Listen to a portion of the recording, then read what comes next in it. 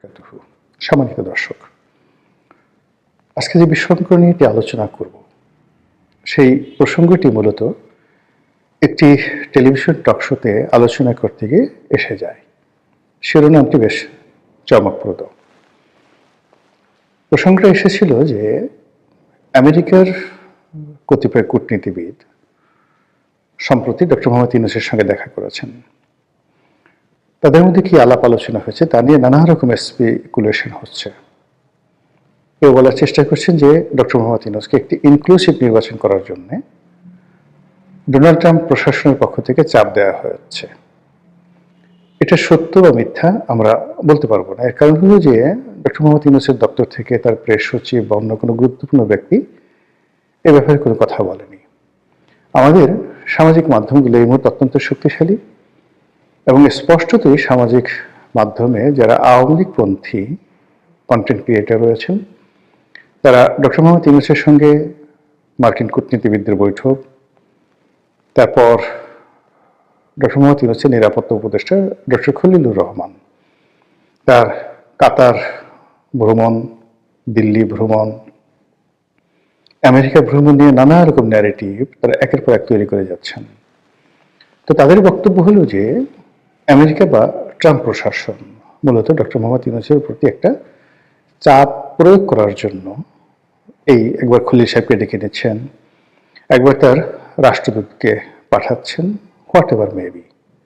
আবার অন্যদিকে আওয়ামী লীগ বিরোধী যে সকল কন্টেন্ট ক্রিয়েটার ছিলেন এখন তারা নিজেদের সমস্যা নিয়ে এতটা ব্যস্ত, কেউ জামাত নিয়ে ব্যস্ত, কেউ বিএনপি নিয়ে ব্যস্ত, কেউ এনসিপি নিয়ে ব্যস্ত, ফলে আওয়ামী লীগ নিয়ে পিন্স করা বা তাদেরকে খোঁটা দেওয়া বা তাদের বিরুদ্ধে একটা ন্যারেটিভ তৈরি করার মতো সময় এখন আর সামাজিক মাধ্যমে আওয়ামী লীগ বিরোধী যারা লোকজন রয়েছে তাদের নেই বললে চলে। আর এই সুযোগটিকে পরিপূর্ণভাবে কাজে লাগিয়ে আওয়ামী লীগ এখন জলে, স্থলে, অন্তরিক্ষে।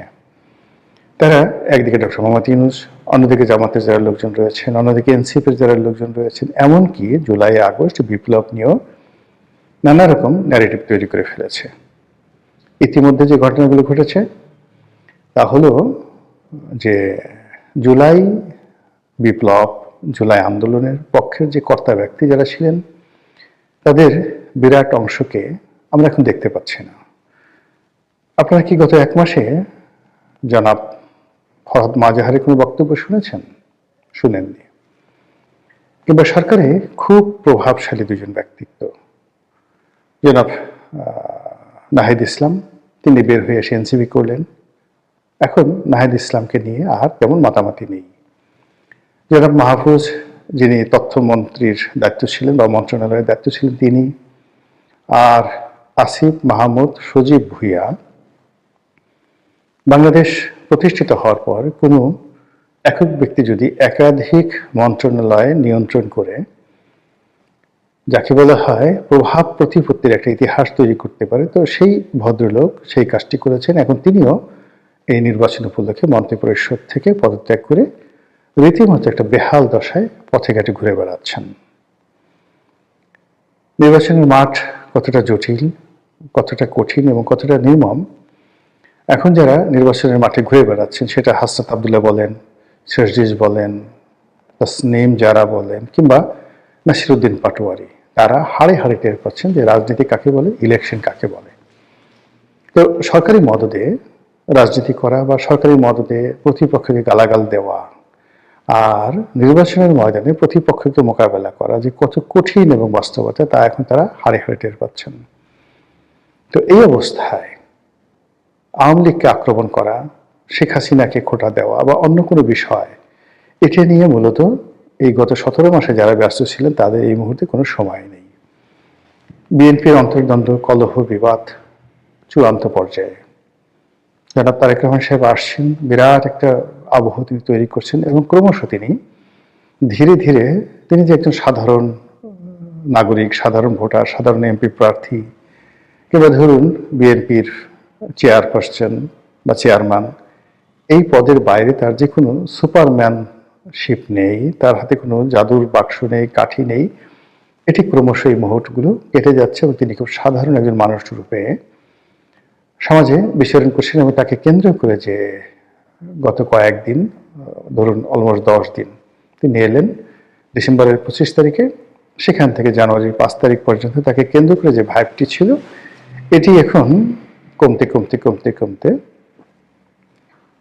মানে একেবারে স্বাভাবিক অবস্থায় চলে আসছেন। এখন তার মধ্যে, জামাতের আমিরের মধ্যে কিংবা এনসিপি নাহিদের মধ্যে আসলে কতটুকু পার্থক্য রয়েছে এটি বোঝা যাবে আরো সপ্তাহখানিক পর। তিনি ইতিমধ্যে ডক্টর মোহাম্মদ ইউনূসের সঙ্গে দেখা করেছেন, তার মায়ের স্মরণ সভা হয়েছে। তো তাকে কেন্দ্র করে নানা রকম, তিনি যে একজন মহামানব, অতি ভদ্র মানুষ, তার যে অনেক সুপার কতগুলো কোয়ালিটি রয়েছে ইত্যাদি নানা বিষয় খাওয়ানোর চেষ্টা করা হচ্ছে, ব্র্যান্ডিং করার চেষ্টা করা হচ্ছে, অত্যন্ত যাকে বলা হয় ম্যাথমেটিক্যালি। কিন্তু এগুলো 24 ঘন্টার বেশি মানুষকে আকর্ষণ করে না। মানুষ তার চিরাচরিত সমস্যার মধ্যেই থাকতে চায়। তো এইরকম যে বহুমুখী সমীকরণ, বহুমুখী যাকে বলা হয় ধ্যান ধারণা, চিন্তা চেতনা, সন্দেহ, অবিশ্বাস, তারপরে নানা রকম আশা আকাঙ্ক্ষা, স্বপ্ন, সব কিছুর মধ্যে মানুষ যে নিজেদের আশা খুঁজে, ঠিকানা খুঁজে, ঠিক নাটোরের বনলতা সেনের মতো, যেগুলো অসম্ভব, হবে না, যেগুলো কোনো বাস্তব ভিত্তি নেই, কিন্তু শুনতে ভীষণ রকম মজা লাগে, কল্পনা করতে ভীষণ রকম তৃপ্তিবোধ হয়। এই বিষয়গুলোর দিকে মানুষের আকাঙ্ক্ষা বেশি এবং সেগুলো নিয়ে সামাজিক মাধ্যমে তোলপাড় হয়। আর তারই ধারাবাহিকতায় ডক্টর মোহাম্মদ ইউনূসের সঙ্গে এই যে আমেরিকান যারা রাষ্ট্রদূত বা আমেরিকার যারা রাষ্ট্রীয় প্রতিনিধি এলেন, তারা এসে তাকে যেটা বললেন, কি বলেছেন আমরা জানি, তার প্রেক্ষিতে হঠাৎ করে আজব একটা বিষয় এলো। ডক্টর মোহাম্মদ ইউনূস বললেন যে আওয়ামী লীগ তাদের সঙ্গে রিকনসিলিয়েশন হতে পারে যদি তারা সরি বলে, দুঃখ প্রকাশ করে। আর এই যে আওয়ামী লীগের সঙ্গে রিকনসিলিয়েশন বা আওয়ামী লীগের সরি বলা, দুঃখ প্রকাশ করা, অপরাধ স্বীকার করা, এই বিষয়গুলো নিয়ে নানা সময় ডক্টর মোহাম্মদ ইউনূসের যে প্রেস সচিব আছে তিনি বিভিন্ন রকম কটূক্তি করেছেন। তো এই বিষয়গুলো নিয়ে যখন আলোচনা হচ্ছিল একটা টেলিভিশন টক শোতে, তখন উপস্থাপিকার জবাব দিতে গিয়ে আমি হঠাৎ করে বলেছিলাম যে আওয়ামী লীগের যে ইগোবোধ, তারা ইঁদুরের বিষ খেয়ে মারা যাবে, আত্মহত্যা করবে, 20 তলা বিল্ডিং থেকে ঝাঁপিয়ে পড়বে, কিন্তু কোনো অবস্থাতেই তারা ডক্টর মোহাম্মদ ইউনূসের কাছে আত্মসমর্পণ করবে না, সরি বলবে না। এটা তাদের একটা ইগো। তো এই বক্তব্যটি অনেকটা ভাইরাল হয়ে যাওয়ার পরে আমার কাছে মনে হলো যে এই বিষয়টি নিয়ে আরেকটু বিস্তারিত আলোচনা করা দরকার। আমাদের দেশে যে রাজনীতি, সেই রাজনীতির মধ্যে প্রতিহিংসা একটা বিরাট ফ্যাক্টর। কোনো রাজনীতিবিদদের মধ্যে যদি এই বাংলায় কোনো প্রতিহিংসা ঢুকে যায়, সে পদ পদবি পাওয়ার সঙ্গে সঙ্গে উইদিন 24 ঘন্টার মধ্যে তার সেই প্রতিহিংসা সে চরিতার্থ করবেই। এর বাইরে অন্য কিছু থাকতে পারে অন্য জাতির ইতিহাসে, কিন্তু বাঙালি জাতির ইতিহাসে সেটা নেই। কাজেই এখানে প্রতিনিয়ত প্রতিহিংসা রাজনীতি হচ্ছে এবং হবে। 2 নম্বর হলো যে যখন কোনো একটা মানুষ রাষ্ট্র ক্ষমতায় বসে, মানে যদি ইভেন 24 ঘন্টার জন্য আপনি কাউকে কোনো পদ পদবিতে বসিয়ে দেন, ওর মধ্যে একটা অহমিকা চলে আসে। সে নিজেকে অভিজাত ভাবতে শুরু করে, নিজেকে ব্লেসড, আল্লাহর যাকে বলা হয় আশীর্বাদ পুষ্ট ভাবতে শুরু করে, ইত্যাকার নানা বিষয়াদি সেখানে রয়েছে।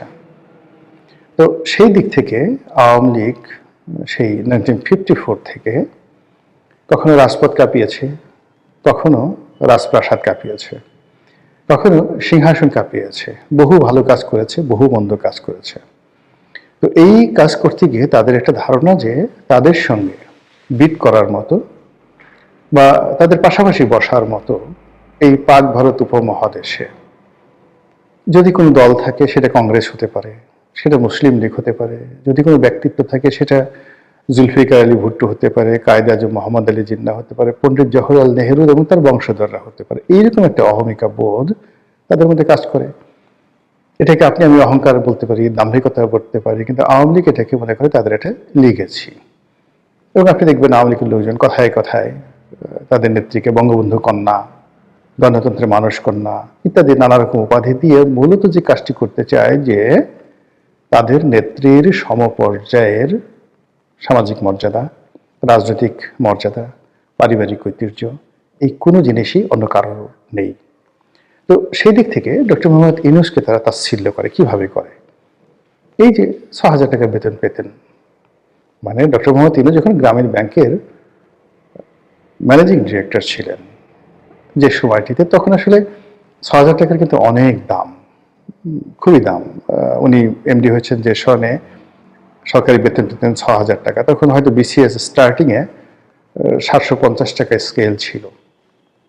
কিন্তু ওই যে মেজর জিয়াকে বলা হয় ৪০০ টাকার মেজর, তো ৪০০ টাকার মেজর বলতে যখন প্রেসিডেন্ট জিয়াউর রহমান ৪০০ টাকা বেতন পেতেন, তখন এক ভরি স্বর্ণের মূল্য ছিল মাত্র ৬০ টাকা, ৬০ টাকা।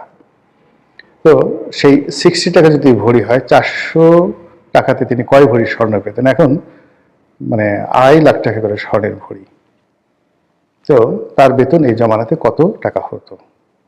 তো এরকম এই জিনিসগুলো আওয়ামী লীগ বিচার বিশ্লেষণ না করে শুধু জিয়াউর রহমান শেখকে ছোট করার জন্য খুঁটা দেবে ৪০০ টাকার মেজর। আবার যে সময়টিতে উনি ৬,০০০ টাকা বেতন পেতেন, তখন প্রধানমন্ত্রীর বেতন কত ছিল, এমপিদের বেতন কত ছিল, মানে ওগুলো বলার মতো না, খুবই অল্প বেতন ছিল। হয়তো এমপিদের বেতন ২,০০০ টাকা ছিল। কিন্তু ওই যে বলার যে ৬,০০০ টাকার একজন মানুষ এই কাজগুলো করেছে, এত টাকা আসলো কোত্থেকে, হাজার হাজার কোটি টাকা, এত শিল্প কলকারখানা কোথায় পেলেন, এগুলো নিয়ে আওয়ামী লীগ ব্যঙ্গ করে। তারপরে আওয়ামী লীগ ব্যঙ্গ করে যে আমরা তাকে চাকরি দিয়েছি, আমরা তাকে ব্যাংক দিয়েছি, আমরা তাকে এটা করেছি, ওটা করেছি বলে খুঁটা দিয়ে দিয়ে এখন তিনি যে কোনো একটা পরিবেশ পরিস্থিতি, যেটা আমার বলা ঠিক হবে না, তিনি ক্ষমতায় বসেছেন। তাতে কি হয়েছে? আমরা গলায় দড়ি দিয়ে মরবো, বিষ খেয়ে মরবো। কিন্তু এই লোকের কাছে ৬,০০০ টাকা যার বেতন, তার কাছে গিয়ে আমাদের under the reconciliation rules and regulation আমাদেরকে সরি বলতে হবে, হাত জোড় করে ক্ষমা চাইতে হবে, এটা সম্ভব নয়। এই গেল একটা। অন্য একটা পক্ষে তারা বলার চেষ্টা করছে যে এখানে রিকনসিলিয়েশন আসছে কেন? রিকনসিলিয়েশন আসে যখন এটি ব্যক্তির অপরাধ থাকে, সে তার অপরাধ স্বীকার করে। কিন্তু যখন গ্রুপ অফ গ্যাং থাকে, একটা দল, একটা রাষ্ট্র, একটা সরকার কম্বাইন্ডলি অপরাধ করে, অপরাধ সংগঠিত করে, তখন সেখানে আসলে ফৌজদারি দণ্ডবিধি অনুযায়ী তাদেরকে কালেকটিভ ওয়েতে বিচার করা ছাড়া কোনো ওয়ে থাকে না। এখানে জেনারেল মার্সির কোনো বিষয় থাকে না। তো আওয়ামী লীগ তার সরকার থাকা অবস্থায় যে অন্যায়গুলো করেছে, দুর্নীতিগুলো করেছে, সেগুলো বিচার চলছে। আমাদের সাধারণ কোর্টে বিচার চলছে, আইসিটিতে বিচার চলছে, আরো বিচার হবে। কত হচ্ছে, এখানে সরি বললে কি আমাদের সেই বিচার বন্ধ করে দেবে? তারা যদি এখন ভুল স্বীকার করে যে আমরা ভুল করেছি, তাহলে কি এই বিচার বন্ধ হয়ে যাবে? তাদেরকে জেলখানা থেকে ছেড়ে দেওয়া হবে? প্রশ্নই আসে না। ফলে বিষয়টা হলো এরকম যে বিচারের কাজ চলতে থাকুক, বিচার হতে থাকুক, যারা অপরাধী তারা শাস্তি পাক, আর যারা অপরাধ করেনি তারা মুক্ত থাকুক এবং তারা রাজনীতি করুক। এবং এই যে রাজনীতি, এটাকে আপনি কোনো সংজ্ঞার মধ্যে ফেলবেন না। এটা যে কোনো রাজনীতিবিদ, যে কোনো জনগণ, যে কোনো মানুষ, স্বাধীন দেশের নাগরিক, তার একটি মৌলিক অধিকার। তো সেই মৌলিক অধিকারের জন্য আমাকে কেন রিকনসিলিয়েশনে যেতে হবে, ডক্টর মোহাম্মদ ইউনূসের কাছে মাপ চাইতে হবে, এই কথাগুলো নিয়ে আওয়ামী লীগের লোকজন বিতর্ক করছে। আর এরই প্রেক্ষিতে আমি ওই যে শব্দটি, যে তারা বিষ খেয়ে মরবে, ইঁদুরের বিষ খেয়ে মরবে, কিন্তু তারা মাপ চাইবে না। আশা করি আপনারা বুঝতে পেরেছেন। মহান আল্লাহ আমাদের সবাইকে হেদায়েত দান করুন এবং হেফাজত